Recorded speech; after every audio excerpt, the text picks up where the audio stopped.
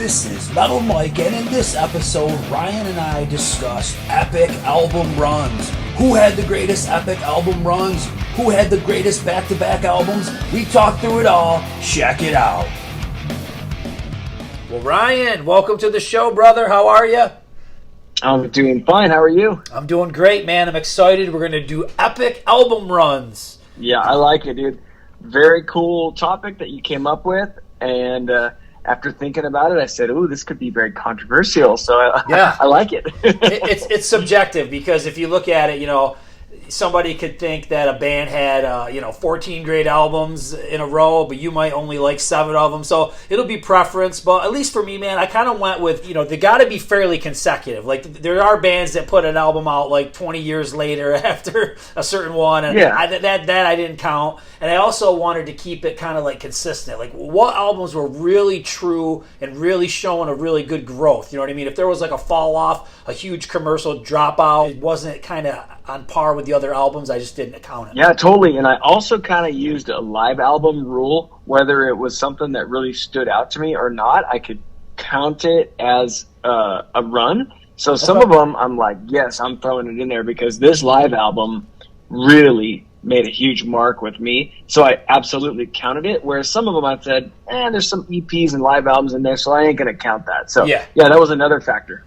Yeah, and another thing is the way we're going to structure this, which would be kind of fun, is we're going to start with who had a one and done, in your opinion, then who had the best back-to-back, 2 albums, 3, 4, 5, 6, 7, 8, 9, as far as you can go with consecutive banger albums here. So why don't you just kick it off, man? Who was your person where they just had one and done and you were out of there? Oh, this one was tough because I was like, okay, yeah, do I do that? Do I do like, okay, I really liked it, and then they really sucked after that and I was kind of over it? Or do I want to choose one that's like, okay, I got to pick like one of my favorite albums that happened to only release, one album, and that was that for this band. But if I were to pick, so I'll throw out 2 of them and just, both ways. If I were to pick one where it was like, oh my God, this is the best thing ever, and then their next album was horseshit, I'd absolutely choose Wild Side. Okay. Absolutely.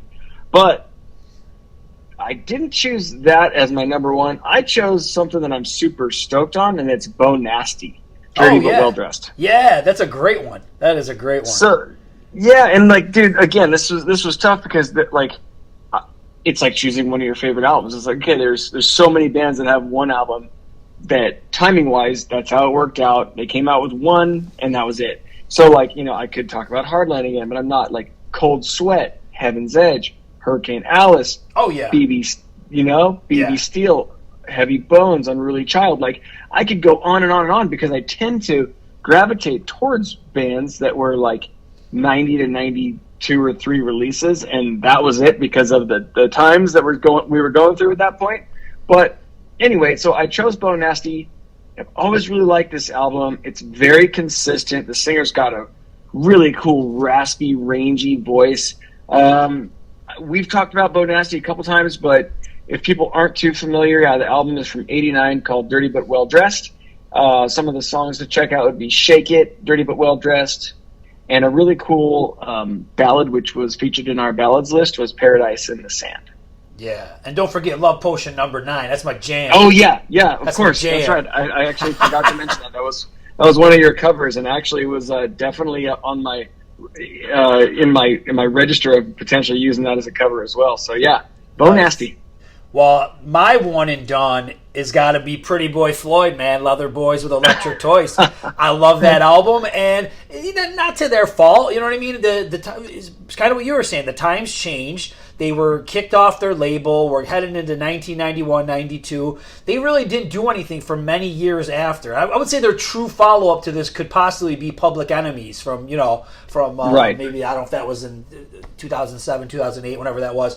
But, they did a few things, but they did a lot of, they put out some of the demos. They just didn't have a lot of, like, official, consistent releases. But, one thing that definitely happened, man, is, like you said, the 90s happened, and there wasn't much you could do about it. And one thing that's sad that happened is that somewhere in this 90s, after this album came out, they were, like, wearing underwear. You know what I'm saying? Like, they like their look. They got rid of like the leather pants and the leather coats, and they just wore like weird underwear with spikes on it and stuff. So I'm gonna try to forget about that and just remember how great Leather Boys with Electric Toys is. I mean, The Last Kiss, 48 Hours, Wild Angels, Rock and Roll is gonna set the night on fire. It's just a great album. The cover of Toast of the Town. It's just an amazing album, and just didn't have a proper follow up. So that's my one and done. That's pretty big, man. Like that's one of your heavy hitters.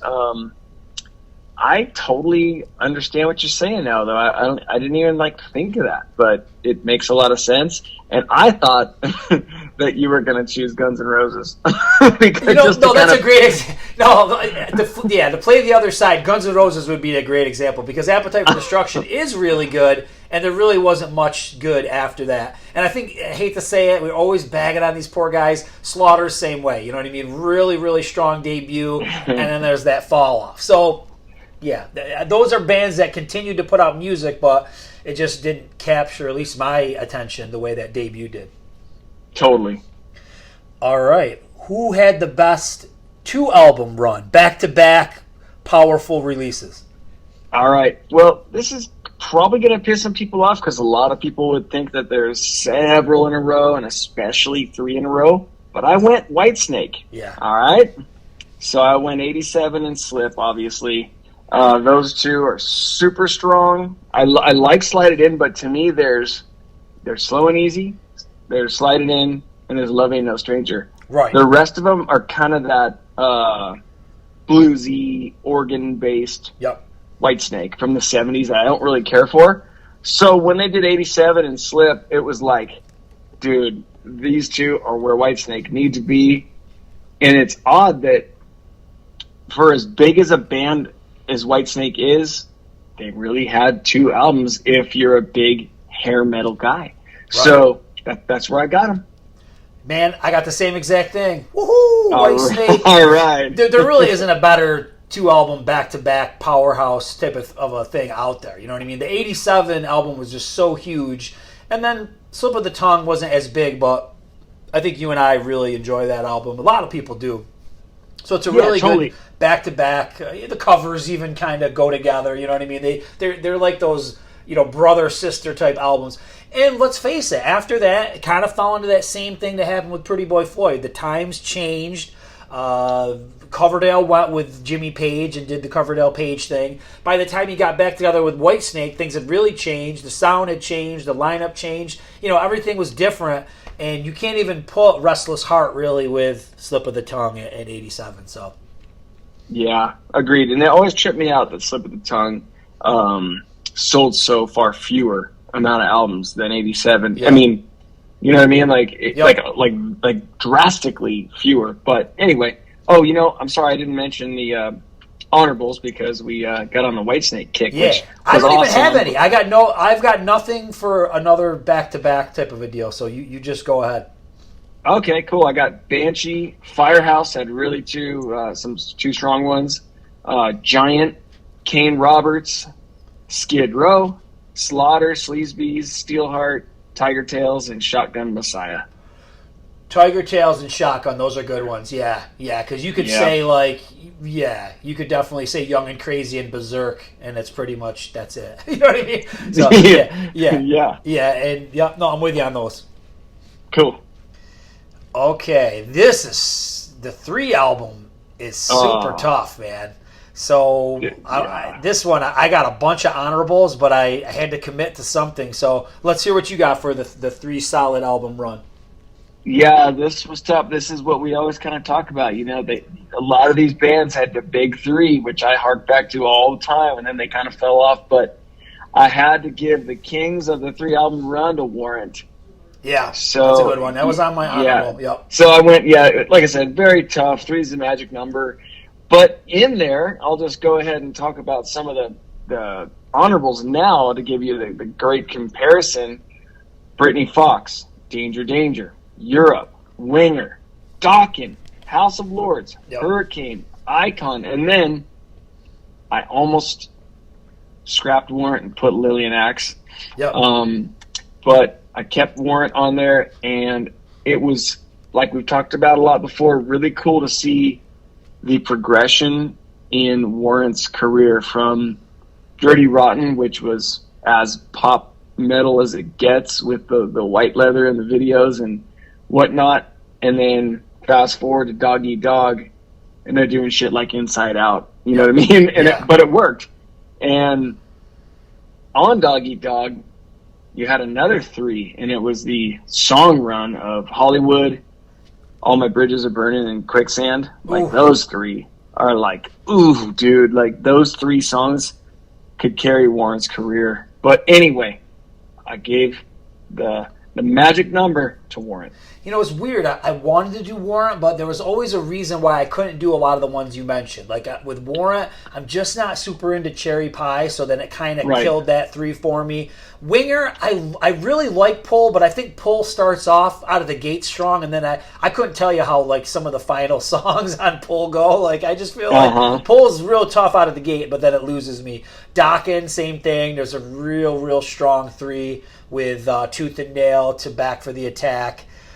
Cinderella, I think, has got a really good run from Night Songs to Heartbreak Station. No offense to Still Climbing, but it was just kind of over, and there was kind of like quite a few years that passed after from Heartbreak to Still Climbing. So who I went with, which might surprise you, you didn't even mention it as an honorable, and I'm going with Europe, man. I'm going with Final Countdown, Out of This World, and Prisoners in Paradise. I think that's a great 3-album run right there. Oh, God, yeah. That's a perfect 3-album run, so well played. And the cool thing is that, like, yes, it kind of progressively got, sold worse. Final Countdown was so huge, Out of This World, didn't sell bad, and then Prisoners was just a product of the times. But, man, Prisoners is a great album. It really is. And it's nice to see, like, the 3rd album be so strong of your trio. So that's kind of why I went with Europe. Yeah, totally. And I think that it goes 3-2-1 in my books in terms of what I like, how I rank them. Absolutely. Me too. Because Prisoners is hands down. But, when I was doing this, I went back and I listened to the Final Countdown, and it's pretty damn good, man. There's a lot of cool deep tracks that you kind of forget about, and I think I've kind of been wrong about it recently. You know what I mean? Like, I never said I hated it, but it's pretty solid. Yeah, very good. Okay, so what do we got for 4? There's a lot of bands that had a good 4 run. Who did you pick? Yeah, well, I couldn't help myself on this one. I had to go predictable, and I went Def Leppard. Oh, sure. I went High and Dry, Pyromania, Hysteria, and Adrenalize. Yep. So, controversial because people really love early Leppard where they were much more AC/DC, and they really can't stand the very polished Adrenalize stuff. So, to show that progression from like Let It Go all the way to like Stand Up, Kick Love Into Motion, all that stuff, like vastly different, like almost 2 different bands. But obviously they kept polishing their sound throughout their career. But those 4, I mean, huge Def Leppard guy here, so those 4 are standouts for me. So yeah, I went with them. And then in terms of honorables, I have that band Fate that I've talked to you about before. I think they're a Swedish band. But they had a really good run from like 86 to 91 or 2. Poison. Yep. TNT. I got TNT and then White Lion. Yeah, those are good ones. No shocker, man. For my 4, I went with Lillian Axe. I couldn't not do it, man. Because I think what's so great about the Lillian Axe run is the growth. You know what I mean? And that's what you want to see. The debut is awesome, but when you get to Love and War, you definitely see some growth, a lot more of deeper tracks and, like moodier tracks, epic type things. Poetic Justice is a great album. And then when you get to Psycho Schizophrenia, it's a whole different animal. Like, they didn't lose who they were, but they definitely evolved and got, smarter with the lyrics and just more depth and creativity. So a lot of people are going to be head scratching on that one that I went Lillian Axe, because there's a lot of other powerhouses. Wasp was up for contention. If you go from the debut to Headless Children. Striper, you go from Soldiers to Against the Law. Poison, damn. I mean, for me, I love that run ending with what's my album? Native Tongue. How could I Native forget? Tongue, yeah. Native Tongue. And then I also had TNT, going from Knights of the New Thunder to Realized Fantasies, is a great 4-album run. The only reason why I don't think I chose that is because I'm not the biggest fan of Knights of the New Thunder. I think it's good, but I think TNT really kicks in at Tell No Tales. So I probably should have did him as my 3. But I don't know. I'm sticking with the Europe, man. That's a solid run right there. Oh, totally. And yeah, when I realized, okay, he didn't do the number 3 for Lillian, he's got to have number 4 because I forgot how much you dig Psychoschizophrenia. Yeah. And I'm still like on the fence on that one a little bit, so that's why I was like, oh, those first 3, he's gonna definitely have that. But then I was like, wait a minute, he's a fan of all their stuff, as he should be. maybe you had to be there. Like, dude, I bought that cassette the day it came out. Like, I had just gotten my license, right? And I had to drive to some weird record store to find this thing. And then me and my buddy would like listen to it all the way home, and it was just sounded so cool because it's like, this is great. It's like they modernized, but they didn't sell out. But that's still that classic Lillian Axe sound with the harmonies and the melodies is all there. So to me, it just caught my attention, right out of the gate. And like I said, I bought it right out of the gate, like the day it came out. So I've had a lot of time to digest that thing, like 30 years, man. Actually, or longer. Did it come out in 93 or 94? No, it came out in 94. I think 90. Yeah, I think so. Somewhere, whatever. It's been 30 plus years, so I've had a lot of time to digest. There you go. Oh, man, I'm telling you, this one for me was a massive upset because I was sure I knew who the 5 was. And then some dark horse came in and just demolished it. So why don't you go? Tell me who your 5 was and tell me about some of the other ones you thought that had a great 5-album run. Oh, man, I'm excited to hear yours. Oh, I'm excited Motley, too. Dude, I went Motley, okay? So I can't deny, dude, you went, obviously, 81, 83, 85, 87, 89. Yep. And those 5 right there really define the era, and they hit on all the good years, and they kept it consistent. Obviously, we could go on and on and on about Motley.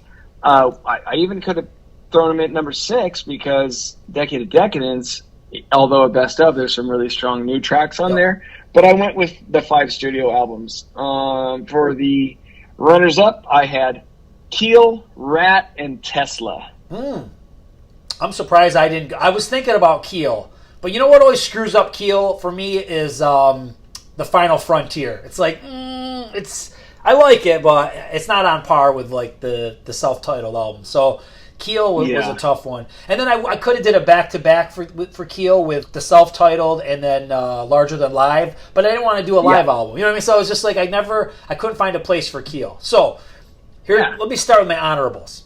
Okay, Motley Crue, I agree. And here's for those people who like the 1994 album, the Crue with Karabi, you just can't count it. Even if you like it, you can't count it. I mean, you can't. You know what I mean? It's just time had passed, the times had changed. You got a different singer, a different style. It's just not in with what I view as a consistent run. That's just my opinion. Right.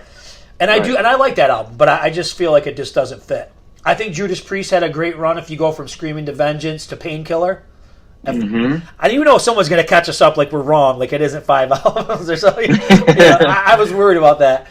It's up to interpretation. Yeah, it's right. It's all subjective. Metallica was just really good. That was one that I thought could maybe be the pick for me because you go from Kill 'Em All to the Black Album. And once again, I put Load in the same category. We changed a little too much, so it's hard for me to put that in a classic run. This is the band that I was 100% positive it was going to be. Okay, so this was going to be my pick, and I've raved about this album run for years on the podcast with you. I thought it was going to be Scorpions, Love Drive to Savage Amusement. I thought that was one of the best 5 runs ever. You know what I mean? And I was like, I can't wait. Scorpions is going to be my pick, right? So I'm going through my playlist, and guess who shows their face? Queensryche. Oh, wow. So you figure let's talk about this. You got The Warning. You've got Rage for Order. You've got the incredible concept album, Operation Mindcrime. You've got Empire, where now they're at their commercial peak. And then you got an album that I love, The Promised Land, which I think they just once again evolved and kept that sound, but just changed it enough. They change with every album, you know what I mean? And when I put that up against Scorpions, and I'm like, dude, any run that's got Operation Mindcrime, sorry, Scorps, you're toast. You're done. But, and then there was a massive drop-off. When you get to here in the Now Frontier, Queensryche try to be, like, grungier, and that's where they lost me and lost a lot of fans. But that run, man, I didn't count the first one because it was an EP, The Warning to the Promised Land. Great album run. Solid stuff.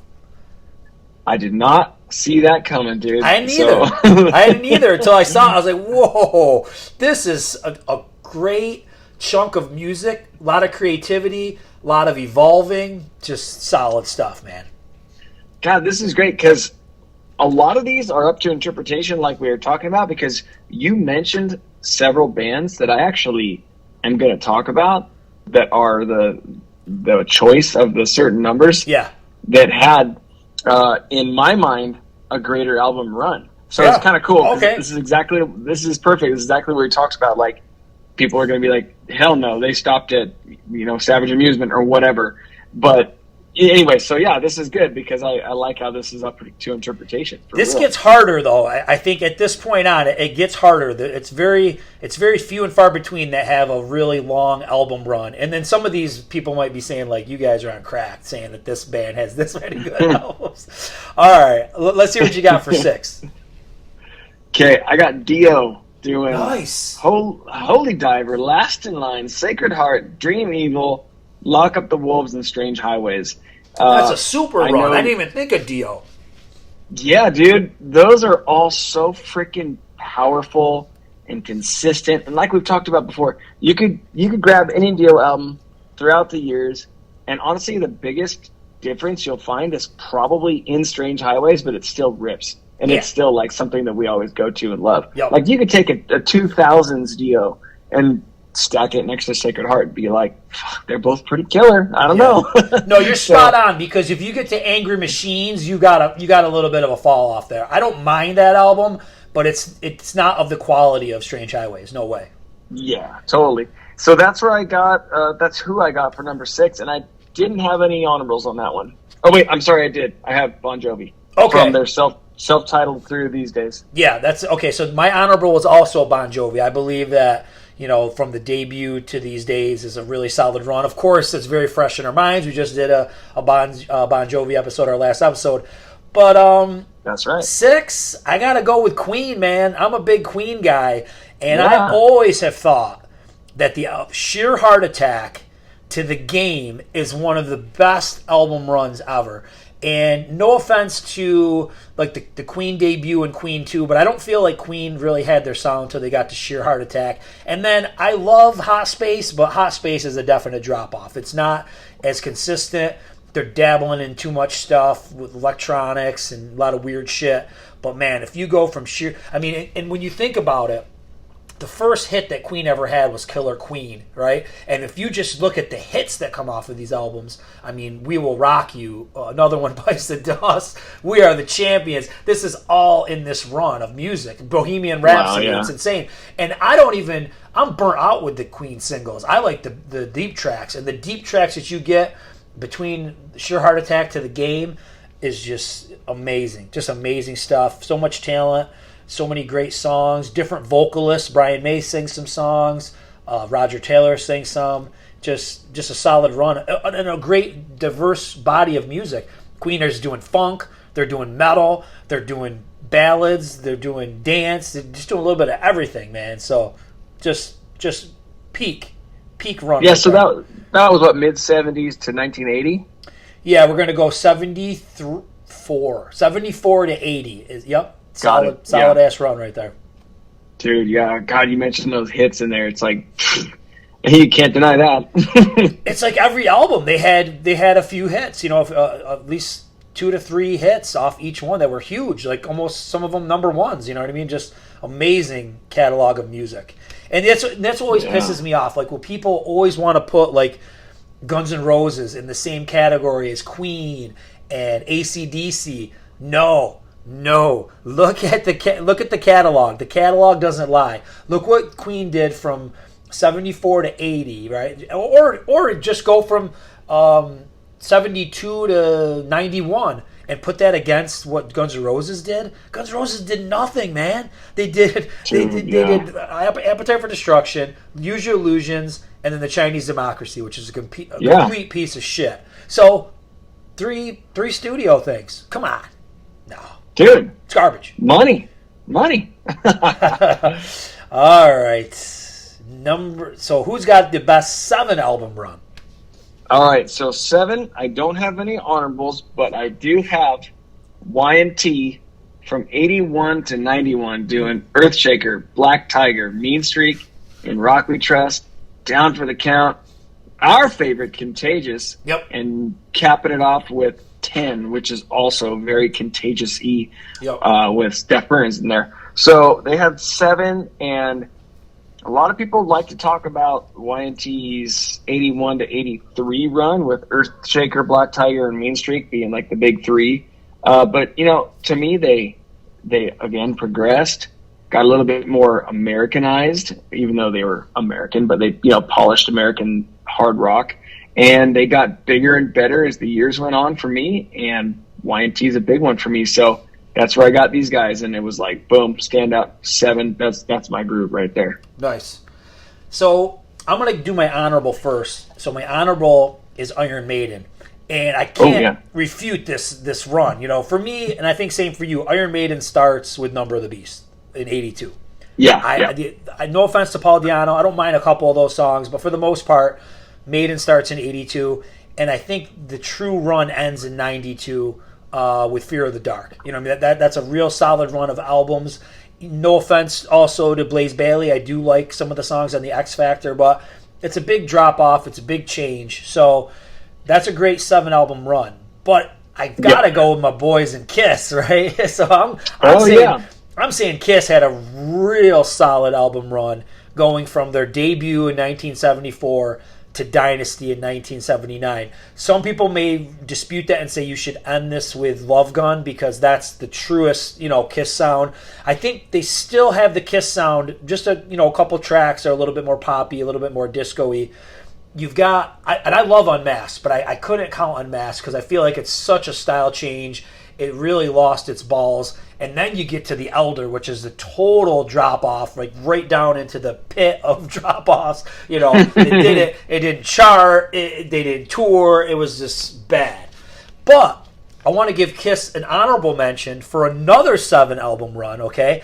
And we're talking the 80's run, which I think is a great, not all their best albums per se, but I think it's a real solid run. If you go Creatures of the Night, Lick It Up, Animalize, Asylum, Crazy Nights, Hot in the Shade, and Revenge, those albums were all pretty big, man, and all pretty important in the Kiss catalog, you know what I mean? So I'm giving them a nice nod for that 82 to 92 run, but of course, classic Kiss. I mean, come on. It just, for me and for many, it can't be touched, and the sales don't lie. A lot of double platinum, triple platinum albums in that run, so. It's pretty cool. You kind of got back-to-back runs, they got enough material where they can have 2 marked different eras of that band and have it both be as big and successful and get the nod as like back-to-back runs like that. So it's pretty cool. And the key too is I think it's putting out albums. You know what I mean? That's why you get so many of these bands. Like you look at Whitesnake. At a certain point there was a drop off and there was no albums. And then finally, when did he get back really going again? Like maybe in the early 2000s, covering. Yeah. So there was a whole era that there was just nothing. You know what I mean? So with those kind of bands, it's hard to string along a really good run. Yep, totally. Oh man, I can't wait. All right, I'm not even going to ask. I got to hear your 8. Who's got 8 albums? Because it gets tough when you get to this point. Here's where I got Scorpions. Oh, nice. Okay, sweet. Yeah. I love Love Drive all the way to Face the Heat, which is, probably my favorite Scorpions album. So, I don't know. It was just such a consistent run, and I would say my only drop off here would be one of them that a lot of people like. I know you really like is Animal Magnetism, and it has a lot of good I like songs that album, on there. Yeah. But I know, and I think I overlooked it for a long time. I don't know why, but I definitely included it as a solid album in this run, but it's probably my least favorite and the one that I'm like least familiar with. So I got to brush up on that one, but I still like it. But yeah, again, the super solid 70s, early 80s stuff, very big mid 80s, and then they capped it off with Face the Heat, which I loved. So I was like, you know what, this is the perfect run. In terms of some of my runners up, I had Priest doing the run from 80 to 90 from British Steel to Painkiller, and let's see, I think I did include the live album there. I think the math would work out like that. And then the other one was Yngwie from his debut all the way up through Facing the Animal. So those are my my honorables. So the only reason why, for me with Scorpions, like I don't really like Crazy World.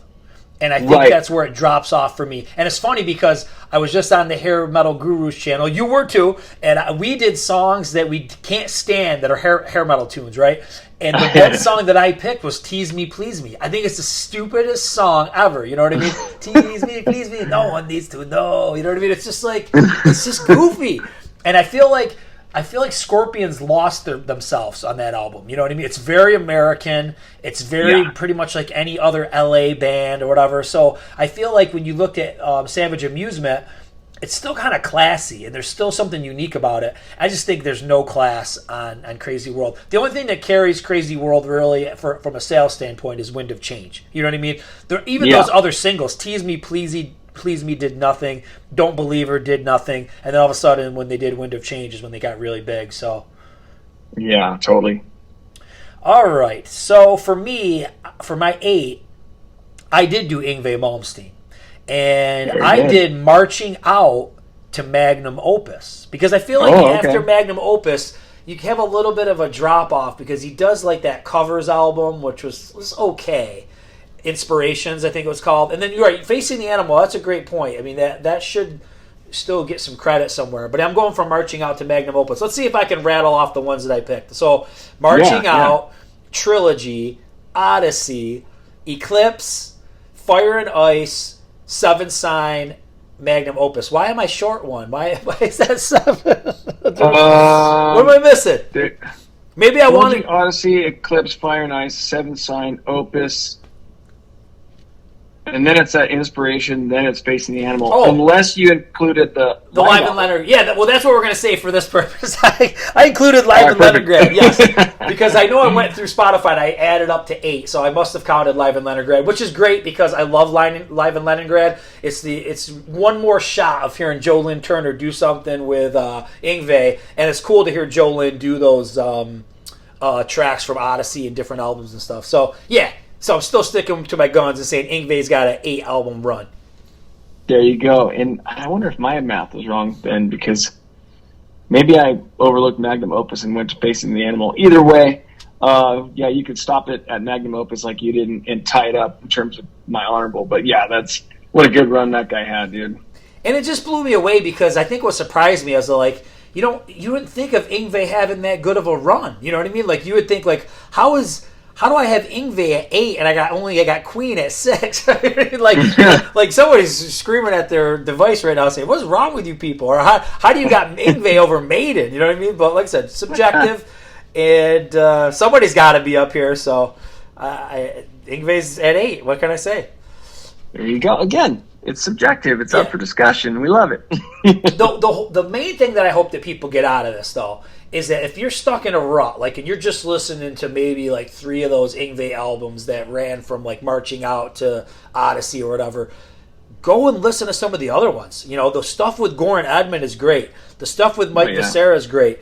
The stuff that he did with Mats Levin on Facing the Animal is great. So don't shut this stuff out. I mean, I think if somebody, Maiden and Scorps and Priest, everybody's pretty familiar with those runs. But something like Yngwie, think about it. And think about Queensryche. Damn. That was phenomenal. Okay. That caught me off guard too. I want to know, do you even have one that has 9 albums? I want to know who it is. Yeah, dude. This one is going to shock you, I think. But okay. I went Pretty Maids from 84 to 99. Wow. Do tell. Yeah. Do tell. Yeah. So these guys are like the kings of consistency. You know what I mean? Like they went red hot and heavy in '84, and then they hit us with Future World, Lethal Heroes, or Jump the Gun, whichever country you want to buy it from, Sin Decade, and then they had like a run of like some weird EPs and a bunch of like acoustic shit and some live stuff. So I kind of picked and choose like, okay, I'm not going to throw in the EPs. I did choose Screamin' Live from '95, which I love. And then they had some random shit in the late '90s that was really good, but that Anything Worth Doing is Worth Overdoing from '99 is where I ended it as the 9th album. And that's a good album, dude. Like, that's one of those where you're like, well, how is this thing from '99? This is great. So, an overlooked band, a band that people kind of just, they think about Future World and that's maybe it. But if you really dig into their stuff, it's like, damn. I mean, even in like 2010, they did that Little Drops of Heaven single on that album, and it was, I think it was 2010. Yeah, on Pandemonium, and that was huge. That was like one of the biggest hits they've ever had. So they just kept growing and getting bigger and better, especially overseas. So, yeah, that's where I got the boys Pretty Maids. Wow, man. I'm shocked by that, but I don't dispute it. They've got a lot of great albums. Probably for me, they would be like a 2-album deal. Like, I really like Jump the Gun, and I really like Sin Decade, and then I'm kind of out. You know what I mean? So, but I've listened to stuff like more recent, and it's good. You know what I mean? So I'm gonna have to go back and kind of dig into some of these albums. I got 9 albums I got to dig in, or 7, because there's 2 that I really like. So there's 7 that I got to get familiar with. So, well, it seems like they kind of like would hark back a lot. Like as the years went on, they might waver a little bit, and then they jump right back into something really killer. And I think it was in like one of the 2000s episodes we did. There was another one called Wake Up to the Real World, which is from '06, so I didn't include it in this run. But that's one of them where you're like, dude, what is this from, 90, 91, 92? Like, so they just keep kind of delivering as the years go on. So can't say enough about these guys. All right, man. This one even shocked me. I'm surprised that I really like 9 of this band's albums so much. But I'm going with Manowar, man. Manowar's got a nice 9-album run, and I'm going to try to... Hopefully I didn't screw this one up either, so let's just try it. Battle Hymns. Into Glory Ride. Hail to England. Sign of the Hammer. Fighting the World. Kings of Metal. Triumph of Steel.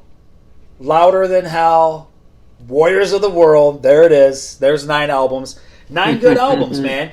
It kind of dies out after that. After Warriors of the World, unfortunately, they did Gods of War. Yeah, Gods of War. I don't like it. You know what I mean? And I'm not super big into the Lord of Steel either. So I feel like they kind of fell off. I'm really hoping they do a great new album with Michelangelo. I'm really hoping there's a good Manowar album yet in the tank. I know right now they're working on a remake. They do this a lot. I don't know why they do this, because their albums are great. You know what I mean? Their talent was on high in the 80s. Eric Adams' voice was just prime. The bass solos of Joey DeMaio, the drums of Scott Columbus, Ross the Boss. I mean, so many great songs and albums that came out of that era for those guys. So like right now they're redoing Sign of the Hammer, which Sign of the Hammer sonically needs some work. But I wish they would just use the vocals from the original album, because, no offense, man, come on, the poor guy's in his 70s. He can't sing as good as he did back. He still can sing pretty good, but he can't sing 1984 level. There's no way. So no, not at all. Yeah, I'm always bummed out when people do that, and then everything's like, oh man, this singer's never sounded better. And it's like, yeah, right, dude. There's no way you could sound better in your 70s you did in your 30s. Right, and they tune it down to D so it's easier to sing. And it's just, I don't know. Just leave it alone. If you want to mess with the Sonics, go ahead. But don't change the performances from the 80s and stuff. You're not going to be able to top them. Oh, no, exactly. Do you have a 10-album run? Oh, of course I do. You do? Oh my God! See, I don't. AC/DC. All right, all right. Let's hear it. At 9, I was like, that's it. I got nothing. I was done at 9. No, Oh, dude, I actually have a little note here saying, well, 16 albums by AC/DC, but I'll just use the the 10 from Highway to Hell all the way to Ball Breaker. I was curious. Okay, so it goes for Highway to Hell to Ball Breaker, and you're counting live albums too?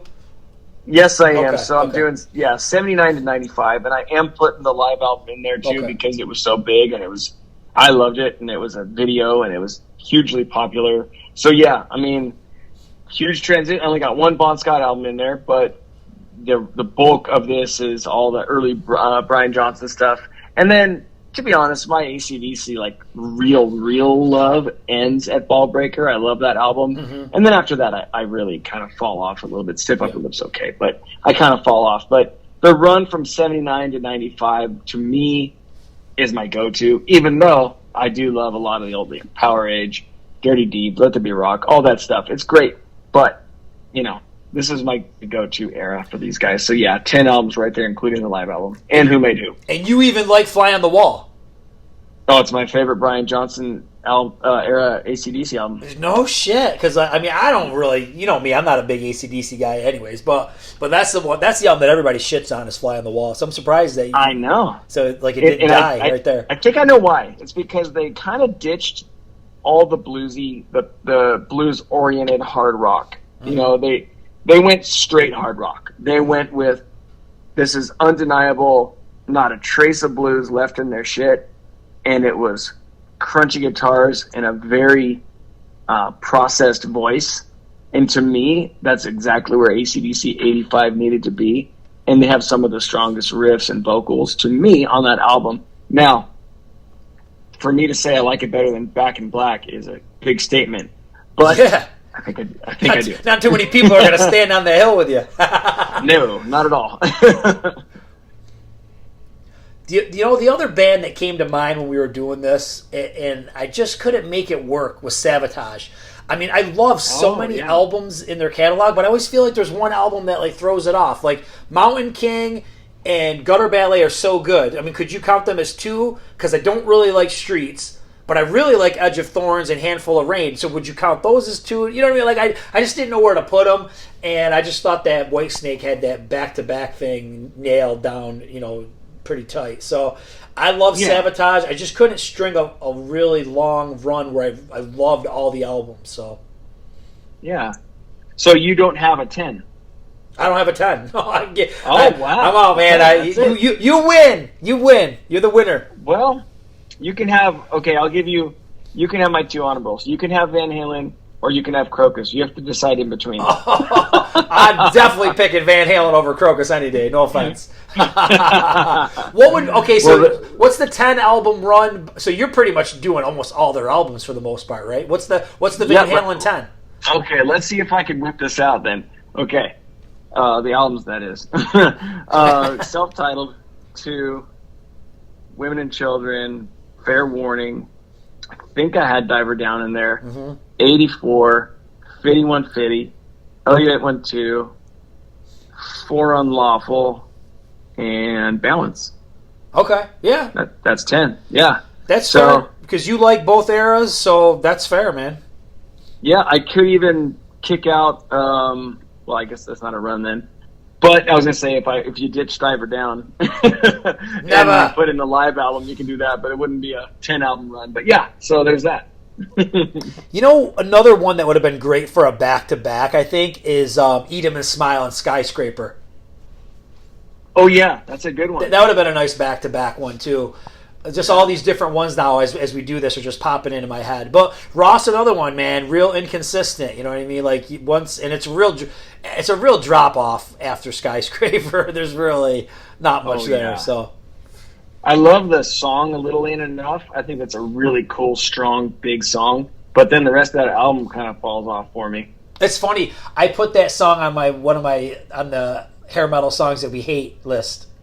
Oh, really? Yeah. I don't know why I don't like it. I feel like Dave's out of touch. Like he's just too old to be doing this song, and I think the video too kind of kills it. Like he's starting to thin out, and his voice is starting to sound a little worn. Maybe if the song was done by somebody else, I would like it more. But I think with him, it's just I don't know. It's just I feel like he's past his prime, and he's trying to still be that guy, and it's just not working.